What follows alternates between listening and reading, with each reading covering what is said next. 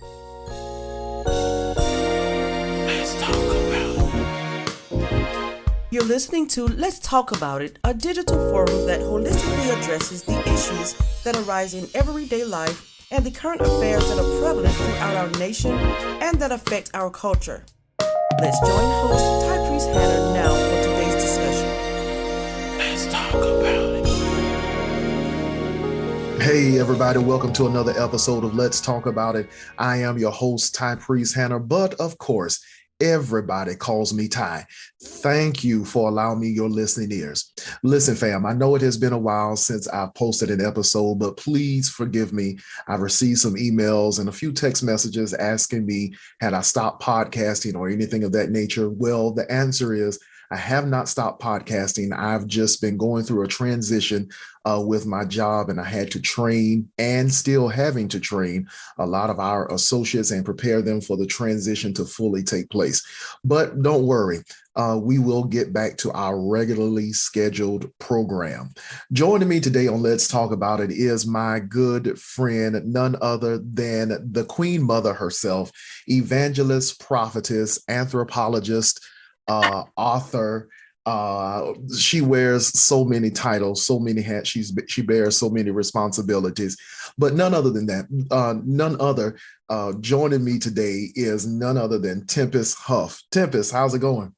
Hello. I'm doing good. How are you? I am doing well. I can't complain. And besides, I think someone told me if you start complaining, people don't want to hear it anyway. That's right. I don't even want to hear. Yeah, I know. So how have things been going with you? Pretty good. Steady, busy. I'm still floating. I'm still in the waters. I hear you. So what are some of your plans for 2022? Well, number one, self-care. That's my biggest thing on the list for this year, to really dedicate time to and for myself, just loving on myself, doing things for myself, because a lot of times we forget about ourselves. So self-care is the main thing. Another thing that I have going on is school. So I'm back in school for my master's. I don't know in the world I was thinking. But I am back in school, so I want to, continue in that and stay focused, because my attention span is like, whoa. I can imagine. Seriously, I'm really sitting here thinking, like, what was I thinking? Like, COVID had me in so many weird places, and I just woke up one morning all impulsive and was like, you know what, I'm going back to school. So wow. And just financially, this year I really want to be more financially stable. I came into the year able to erase a good bit of debt, medical, get a good bit of things off. Wonderful. So I'm really walking into financial freedom this year. So I'm excited about that. Wonderful. That is wonderful to hear. Well, I definitely wish you much success in your master's. Well, thank you. And when you come into your first million, as the thief on the right said, please remember me. Please remember me. Well, thank you. I appreciate it. Well, we're going to jump right into our conversation. Of course, we've been in this pandemic now going on 2 years. And with this pandemic, and it has shifted a lot of things. And one of the things that it has shifted is the attendance in church, in worship service. And not only that, I strongly believe that with this pandemic, the pandemic has also shifted the religious aspect of our nation, of course. As a matter of fact, I was reading an article some time ago over the internet from Gallup. And on March 29th of 2021, Gallup reported that currently 31% of millennials have no religious affiliation. and 33% of the portion of Generation Z that have reached adulthood have no religious preference. In addition to this, each generation has seen a decline in church membership among those who do affiliate with a specific religion. And so the conversation, or the premise of our conversation, then becomes, especially in this pandemic, why do you think this is?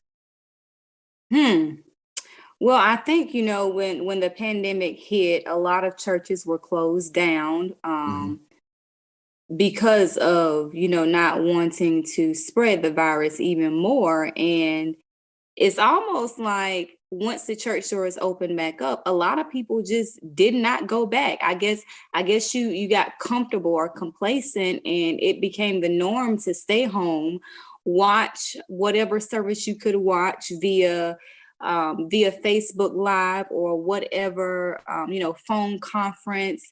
And it was a means to people to, I guess, where maybe it was easier for them. They stopped going to church. So now that church is back open, it's kind of like, what's the point of going? And that's what I'm assuming now. Now, I continued to go to church. I can't really say our doors were really closed. But some people got complacent and they enjoyed the fact of not having to get up and go to church every Sunday morning, or not having to go during the weekday for service, because they could easily dial in on the phone, or you could go on Facebook, and I promise you 50-11 services was on Facebook. You ain't lying. You ain't lying. You ain't lying. You can get out of one service and go to another service right on Facebook. Right. You prophecy. I mean, everything. Sow your seed, be a cash. Like, you had the whole 9 yards. So it's kind of like, okay, what's the point of even stepping foot in the doors now? Because you can get all on media. True. I certainly agree. I certainly agree with you wholeheartedly. I think one of the reasons why we probably have seen a decline in church membership is because of the simple fact that when the pandemic hit and social distancing was incorporated, then of course, the church had to do some type of alternative, and the alternative was to do virtual service. But even though virtual services are good and they're very beneficial, at the same time, there is a huge disadvantage to virtual services. And the disadvantage is, like you said, the disadvantage is it causes people to stay home. And not only that, in this day and time now, with the virtual worship, people may not just be a member of your ministry, but they can be a member of anybody, of a number of different ministries. And and that's where we are. That's where we are. And it has made people a little lazy. Now, for us, we did unfortunately end up going to the virtual worship. And the only members that we actually had attend was those who don't have, Facebook or have any type of social media account. But for the rest of those who are on social media, they were welcome to watch from home. And it was going pretty good for a while. I mean, the Facebook numbers were up, the shares were looking good. But as time went on, and I would go back and look at some of the lives or what have you, I noticed that things started decreasing rather. We weren't getting as many shares, and not only that, it didn't seem like as many people were watching or viewing, and it was becoming a little discouraging to me, because I'm wondering, oh God, what am I going to do? We losing members and things of that nature. And I mean, it was somewhat of a rough time. And then on the flip side of that, I had to also keep some of my other pastor friends encouraged, because it seemed like they were having a breakdown with all of the virtual services or what have you. But the reality is that now that this pandemic is here, this is where we are in terms of church membership to some degree, because a lot of ministries have engaged into virtual services. like I said, it is good because it does allow you to reach an audience that you would have never been able to reach before. Right. But also, but also, this also gives those who are a part of our ministry or who's been a part of the ministry for quite some time, it somewhat gives them options. Mm-hmm. Because at this point, we can always all before we couldn't say I'm gonna miss church today and I can just watch it online. Well, at least not for us, at Right. least Okay. not for us. But now, because just about every church is engaged in virtual worship, the members Mm-hmm. have a choice to say, you know what, I'm just gonna go ahead and sleep through it. I can watch it a little later. Or, you know what, I'm not going to watch our service today. I'll probably go ahead and send my tithe and offering, but I'm going to watch somebody else's service, Yeah. and really and truly, you know, it's it's a very it's a very bad dilemma that we're in. I mean, it's a bad situation that we're in. But at the same time, it's something that we have to deal with. For us, in terms of membership and things of that nature, one of the things that we have done is if we're going to have people watching our services through Facebook or YouTube or what have you, if they desire to be a member, this is a wonderful time for us to be able to build an e-church and grow the church, grow the ministry that way. So, we trying to use it to the very best of our advantage, to the very best of our ability. So I certainly agree with you. I certainly agree. But I want to ask you that since there has been a decline in church membership, does this essentially mean that God is irrelevant? It's funny you ask it because I was just about to make the comment and say I think that people have lost sight on God. Mm, mm, It's like when I don't know, COVID-19 came and it wiped so many people out. yeah, And yeah.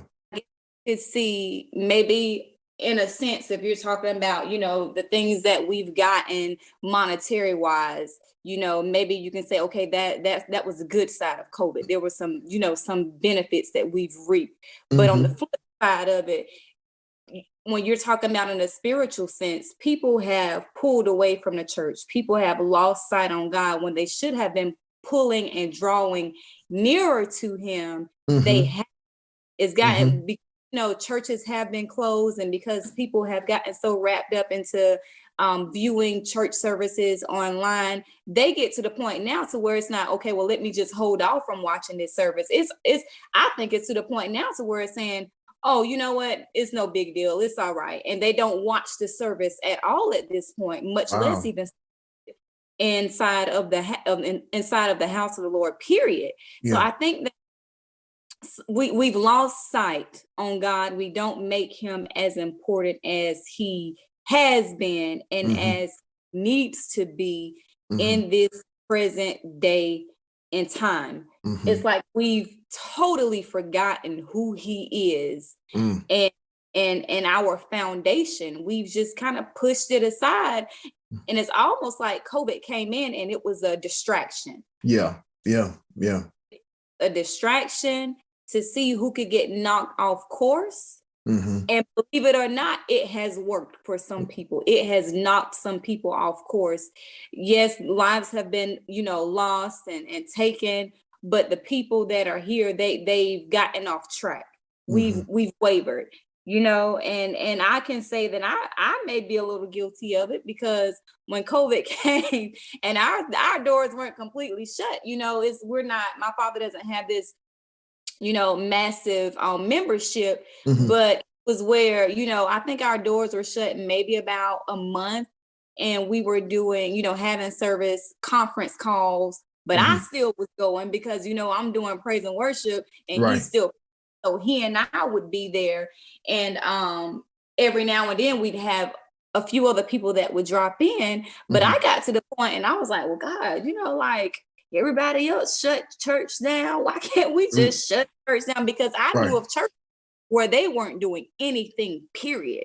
Oh, And when wow. I say period, I mean nothing, nothing. Wow. Wow. And that straight year where churches were really closed. Mm-hmm. And I could be wrong on the time frame, but those months where the churches were closed, we've lost sight on God. It's almost like we've forgotten who he was. Yeah. And that distraction worked. Yeah. Yeah. Yeah. I certainly agree. I certainly agree. And, it's wow. It's so ironic because by you saying it was a distraction. One of the things that I have said to our congregation concerning this pandemic is that this pandemic is certainly a test of our faith. Oh yeah. It will definitely show you who is all out for God and who's just been straddling the fence. It would definitely show you that because and this is one of the things that I say to our congregation all the time, that if your faith is only contingent upon whenever the church doors are open, then I really have to question out whether you have faith, because your relationship with God, having faith in God, that should not be contingent upon whether or not the church doors are open. If the church doors or if the building is closed, that shouldn't hinder or put any bearing on your relationship. That's right. Yeah, it shouldn't put any bearing on your relationship. And it really showed me from a pastoral standpoint, and I'm not just necessarily talking about members of our congregation, but just things that I've seen from other church members on Facebook. Like, it seems as though when the pandemic hit and the churches were shutting their doors or having to shut their doors, like, it just seemed to me that people who I was like, oh man, I know they living the life. Here I'm a preacher and they living the life better than I am. And come to find out, like, man, they just wilding out. I mean, they just really going, as they used to say, buck wild. And I'm wondering, like, what's going on? Like, I mean, and I'm not talking about people who were in their 20s or their 30s. I'm talking about people who were in their 50s and 60s, just going all out during the pandemic. And I'm like, oh my God, getting mohawks and and all this stuff. I'm like, okay, this is new. Nice. Right. So my you're absolutely right. People have lost sight of God. People have lost sight of God. And I think because partly because this pandemic is still present and is still real, people are in a place questioning whether or not God is going to deliver, or when is God going to do it, or something of that nature. And really and truly, and this is just me talking. I think, and this is just based upon what I have read in scripture and what I am observing, and based upon what I have observed, the things that I discern, I think in all truth that really and truly, God, we're not really waiting on God to rid us of this pandemic. I think really and truly God is waiting on us. Oh yeah. I mean, really and true, because when you think about it, I mean, there's so many different places in the scripture. When the children of Israel, after they had crossed the Red Sea and they're going around this desert, what a journey that was supposed to take 2 weeks for them to get over into Canaan, it took them 40 years. 40 years. And God, when when the children of Israel started complaining about, Moses, you brought us all the way out here to die and all of this stuff, when is all of this going to be over? And God was ready to kill them. And Moses had to intervene and say, God, don't kill him, because if you kill him, that means your name is going to go down. And so he said, you know what? I'm going to wait until a whole generation falls off. I'm going to wait until a whole generation. I'm going to allow y'all to go around in circles. I mean, because essentially that's what took place. A 2-week journey. I mean, if the wilderness, and we'll just use this as an example, if the wilderness is no bigger than Latta, South Carolina, if the wilderness is no bigger than Latta, South Carolina, how in the world can you get lost for 40 years? For 40 years, how can you get lost for 40 years? Right. Like, that's almost impossible, but Right. but they got lost for 40 years and they were just going in circles. They were just going in cycles. And it wasn't like God wasn't ready for them to enter into the land of Canaan. It was just that he had to wait on them. That's right. And I think in many instances, as it relates to this pandemic, with all of the uncertainty and all of that stuff with our government, it's no longer a matter of God, when you're going to when are you going to deliver us, or is God really going to do it? Nah, I think he is going to do it. He's waiting on us. It's kind of like he's saying, will you trust me? Exactly. We get so wrapped up in this thing about, okay, now, and this is the first thing that really irritates me when people say since the pandemic they can't find a job, and all these up here. Listen. Let's break away from this. But listen, let me tell you, let's break away from our current conversation, and let me tell you, in the past, since we got notified concerning the transition on my job, since we were notified of that, I've been going through a hiring process, trying to hire the right person to come on board. And by the grace and mercy of God, we've hired 3 so far. Okay. But I've interviewed I think I've probably interviewed like 60, 70 people. Wow. But let me tell you the problem. The problem is, yes, jobs are available. Mm-hmm. Jobs are available. But let me tell you about people. Okay. Let me tell you about people. People are a trip. That's the first thing.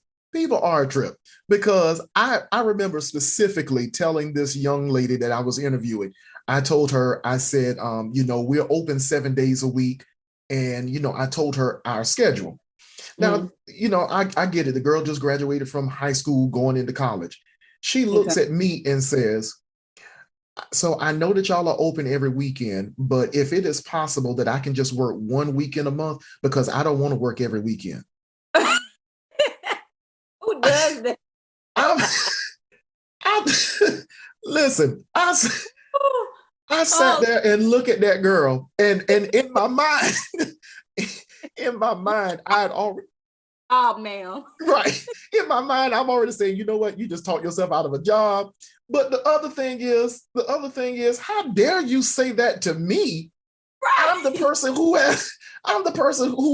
is going to help you maintain your lifestyle. No interview etiquette at all. None. Absolutely none. But we'll talk about that at another time. That's going to be another episode. But go ahead and get back to what you were saying. You got me distracted all on that. Okay, so back to what I was saying originally. Mm-hmm. God wants us to trust him. And when this pandemic hit, so many people were out of jobs. Mm-hmm. You had this issue going on, that issue going on. And we lost focus. Mm-hmm. And in my opinion, God has allowed this to take place, because nothing happens unless he allows it. Right. He's allowed this to take place, but can you weather the storm? Can you trust him to bring you out of this? Mm-hmm. Do you have enough faith in him that even though I may be unemployed, God is still going to make a way out of no way? Mm-hmm. Can you really trust God? And that came to me when you made your comment about what you were saying regarding God and just him waiting on us. Right. It's not. He has everything that he needs. Mm-hmm. We need him, but can we trust him to fulfill these things in our lives? Can we even get up and go to church even when we don't feel like getting up going to church? Right. Can we even though COVID still exists. Right. You know, Right. it's me because, again, now I was in service. If I could go to Walmart and go all these other places and Yep. still Yep. cases around these folk with COVID with 2 and 3 masks on, why Mm-hmm. can't I go to the house of God? Right. Right. And Right. it goes back to, yes, God gives me common sense. Yes, and I Mm-hmm. do have common sense, but I Mm-hmm. also have some faith to believe that God is going to keep me and he has me covered. And I just have to trust him at the end of the day. True. And True. a lot of us, we swayed from that Mm-hmm. because COVID. We don't want to catch COVID. We don't want this. We don't want that. And I agree. No one wants COVID because you just don't know how it's going to affect you. But at the same Right. time, can you trust God in spite of? Right. Right. Right. Right. He's waiting on you to trust and believe him and give him a complete yes. Mm-hmm. Not a halfway yes. Yes, God, I trust you, but I don't know if I can trust you regarding this because we got this going on and all these people done died and cousin Sue and this. Mm-hmm. No, can you really put your trust in me, even though it seems like this is the end? Wow. Wow. Wow. That's true. That's true. And really and truly, in terms of God being relevant, I believe God is very much relevant. I don't think this pandemic has caused God to become unrelatable or irrelevant to us as a people. I think in many instances, what happens is people are looking for a quick fix to everything. I mean, really and truly, that's the reason why a lot of times people get on drugs and Right. have all types of illicit affairs, is because they're just looking for that instant gratification and not understanding that there are some things in this life that, this is oftentimes how I say it, that if God doesn't deliver you out of it, that he will oftentimes give you the grace to go through it. That's right. Yeah, he'll give you the grace to go through it. And one of the things that this pandemic is definitely teaching us is that there are some things in your life that you won't automatically get out of, that you're going to have to really go through it. I mean, that's a principle that you don't have to just apply to this pandemic, but even as it relates to relationships, there are people who have been married for 40 and 50 years, and there are things that there are troubles that they have had to face, not just for days, but for years at a time. But at the same time, they had a determination that we're not going to allow this to break up the relationship. We're not going to allow this to deteriorate our marriage. We're going to find some way to live through this. If that means that I have to submit more, or if that means I got to be more humble, or anything, if that means I got to let my pride down, regardless, I am determined to live through this, to make it through this. And this pandemic, as it relates to our faith, and I mean, because one of the things that really shocked me at the beginning of all of this is the amount of suicides that I was seeing on the news. People when they were being laid off from their jobs, and they did not know, what their next move in life was going to be. And, jobs were shutting down and all of that stuff. I kept hearing on the news about people who had taken their lives, and, people who had, shot themselves, or whatever the case may have been, because of the simple fact, they are trying to look for some type of relief, or some type of gratification, or what have you. And then looking at statistics and seeing that the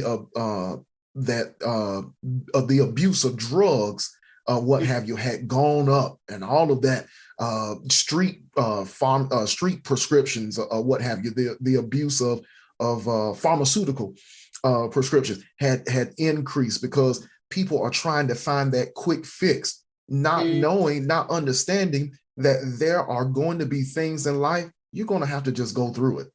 That's right. Yeah, you're going to have to just go through it. And even as it relates to this pandemic, we're just going to have to go through this pandemic. Yeah, we're going to need God on every level, on every side. But at the same time, just because God has not done it yet, it doesn't mean that it's not going to be done. That's right. We're That's right. just, yeah, what the thing is, we are just going to have to live through it. He's given us the grace. It reminds me, of what the Apostle Paul says, I believe in First Corinthians, or Second Corinthians rather, chapter 11 or chapter 10, where he says, I prayed 3 times for God to deliver me from this thorn of the flesh. And each time I prayed, he said that God's response was, my grace is sufficient for you, and my strength is made perfect in your time of weakness. So in other words, God never delivered Paul out of it. He just gave him the grace to live through it, to live with it. And even the Lord Jesus, he was in the Garden of Gethsemane crying, and he prayed 3 times himself and said, Lord, if it be thy will, remove this cup from me. And and he said, and each time he found himself saying, nevertheless, not my will, but your will be done. So God, the Father, gave the Son the grace, the strength that he needed to go through whatever he had to go through. To go through whatever he had to go through. And so, and so my final question, and of course I know that we could talk about this on and on, but my final question is that with all of this, with the decline, and if I'm not mistaken, I know that those stats were posted, I think, March 29th of 2021, and they have somewhat increased, I think, as of December 29th of 2021. And so what do you believe the church should do in response to the falling away of membership? What is it that we can do to get people to see that God is very much alive and well? What is it that we can do to get people back into the house of God? Why not back to the basics? Back to out there on the streets. What's the problem with doing it? I think we don't see too many churches that go back out into the streets and having these tent revivals and things of that nature. But and not to talk about anyone, but back in my day growing up, we had the Jehovah Witness that would come out every Saturday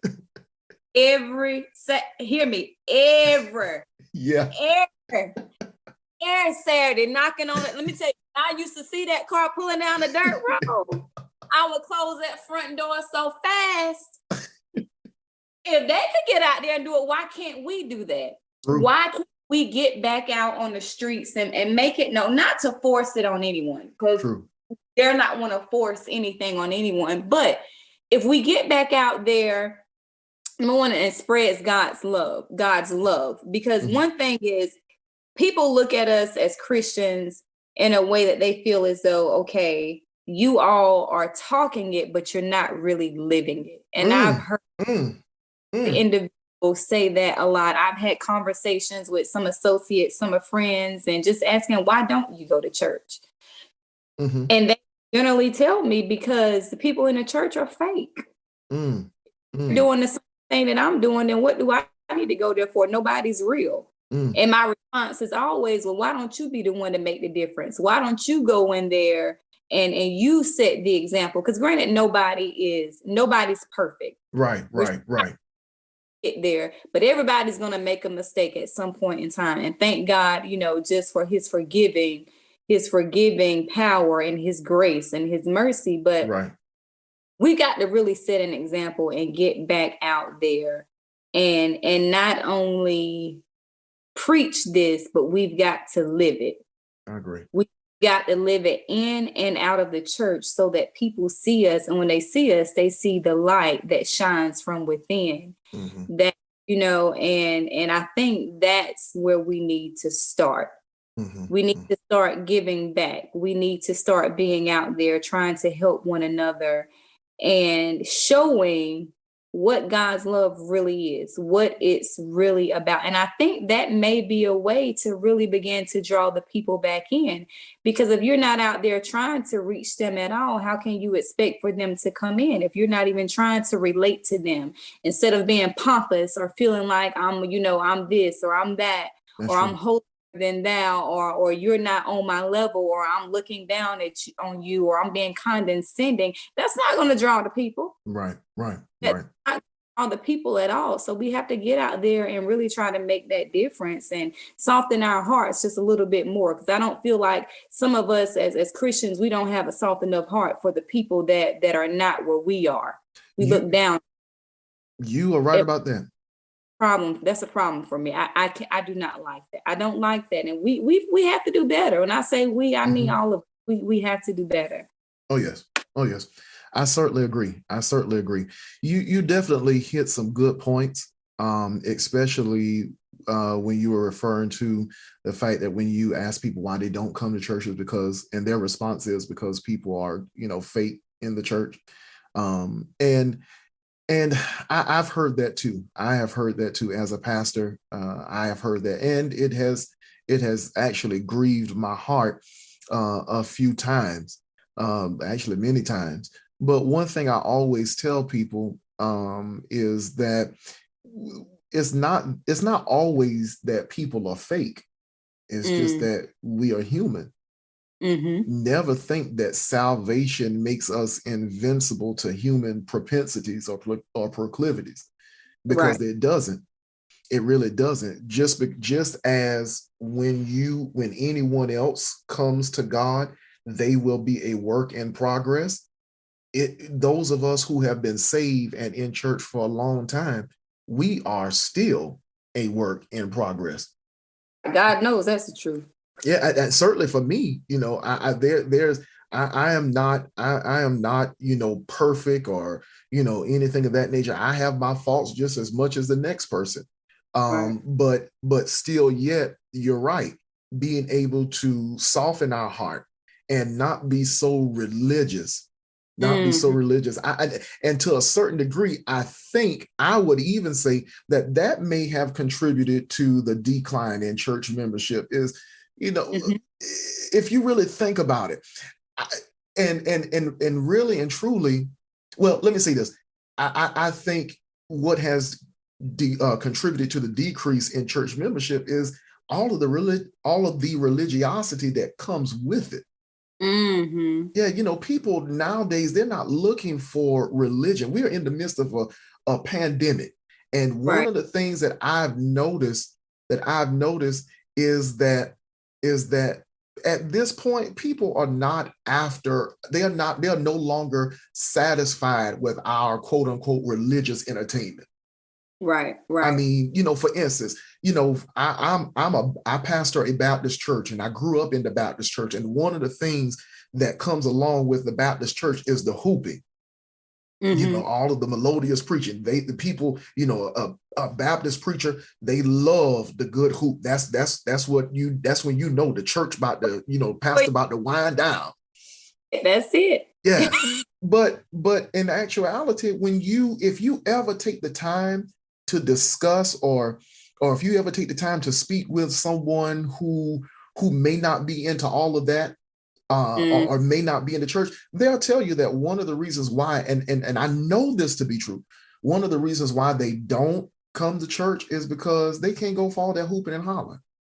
Right. Oh yeah. And really and truly, to be honest with you, in my experience, I have found out that in much of my messages that I have preached, my messages have been conveyed better when I'm just talking, and not just talking, but when I'm being raw and real.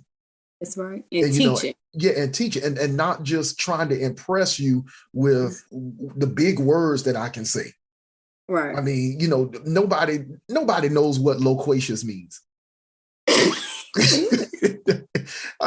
I mean, when was the last time you heard somebody say that you are a very loquacious person? I mean, sound like somebody's name, if you ask me. Right. I mean, but they are not in, but people at this point, they're not impressed with all of the pomp and splendor and all of that stuff that comes with church. They just want raw and real. That's right. Because if you can give it to me raw and real, then I know what to expect. I know how to handle it. I know what to do, where to go from here.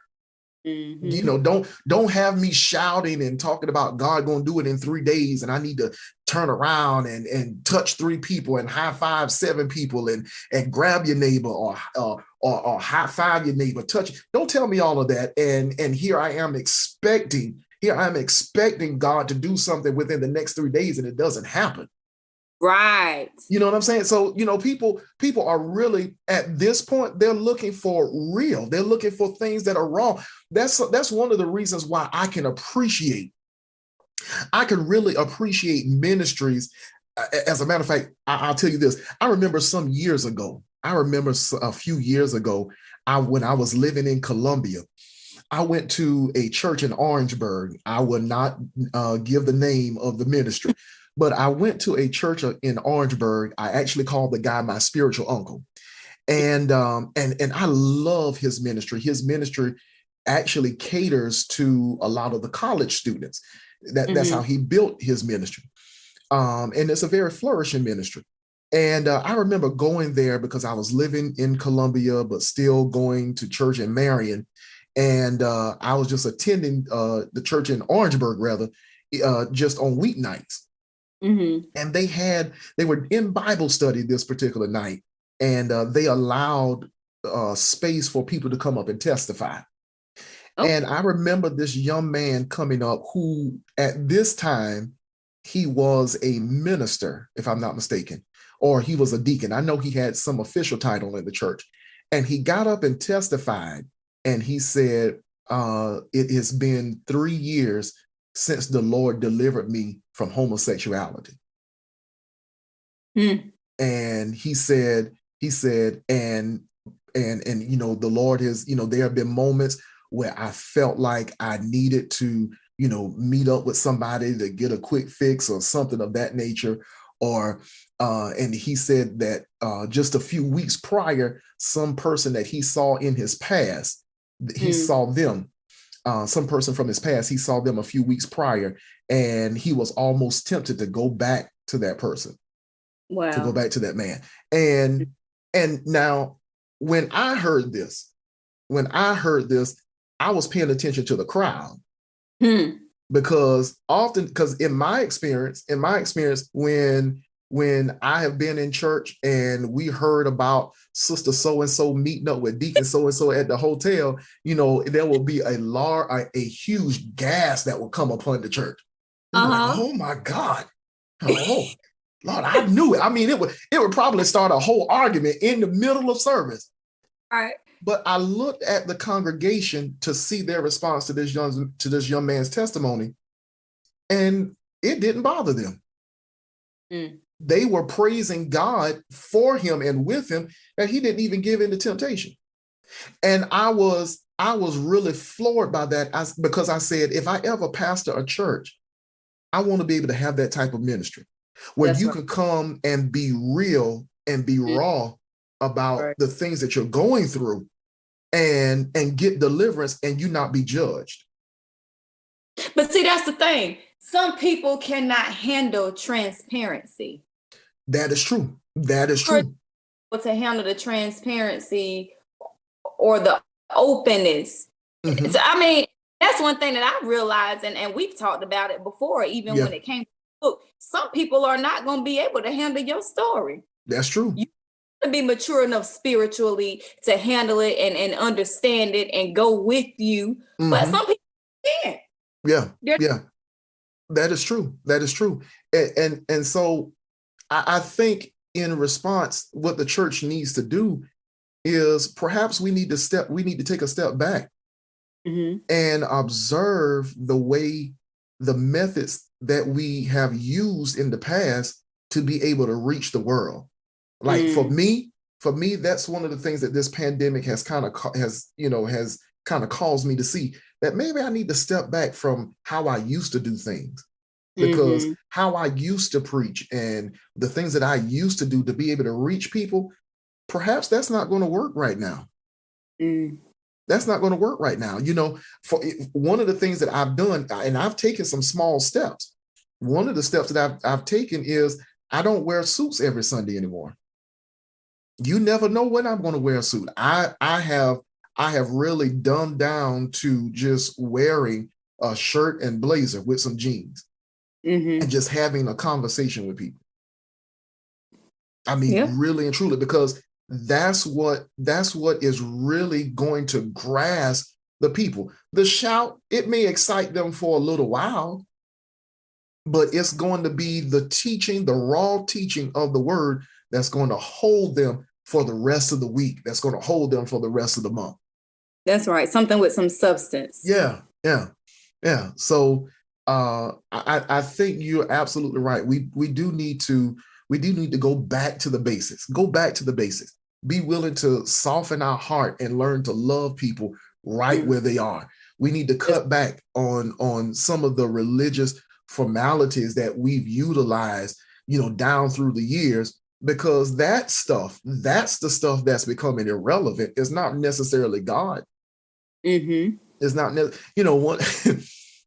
I remember growing up in the Baptist church, we used to do like these hat rallies and shoe rallies. Yes. Oh, we still rally, Lord. I hated them things. I hated those things. To me, it's just a waste of time. I know the whole, idea, the whole concept is to raise money. If that's the case, just raise whatever money you're gonna raise and give it in the offering so we can go ahead and go home. Size, you better pay that shit. That was a waste of time for me. I hated that. I hated it. Like, serious hat rallies and all of this stuff. Man, come on and just give this money so we can go home. That's what we came out here for anyway.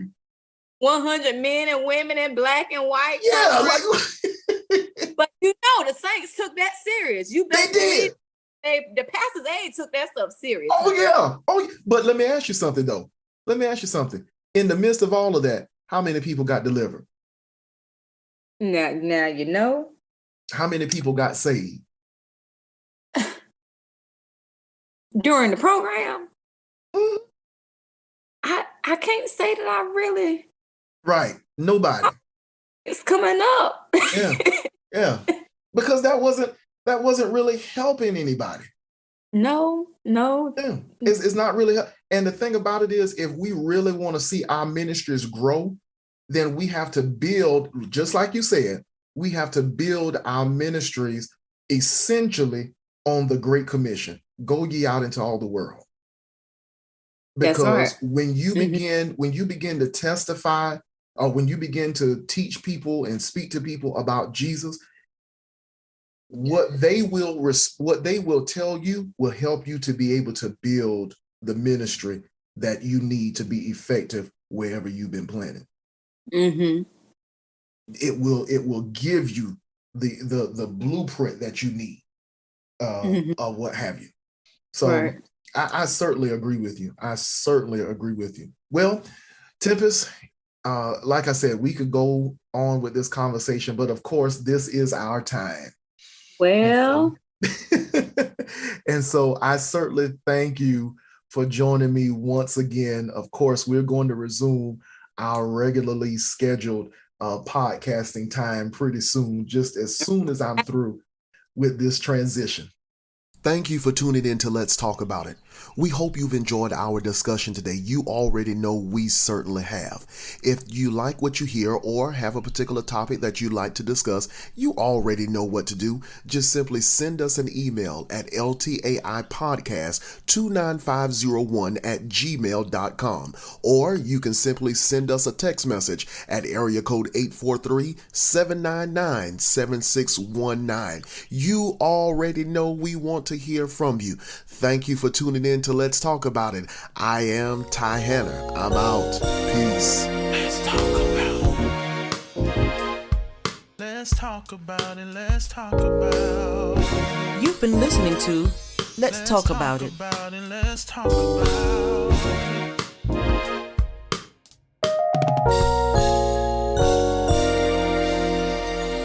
Let's talk about it.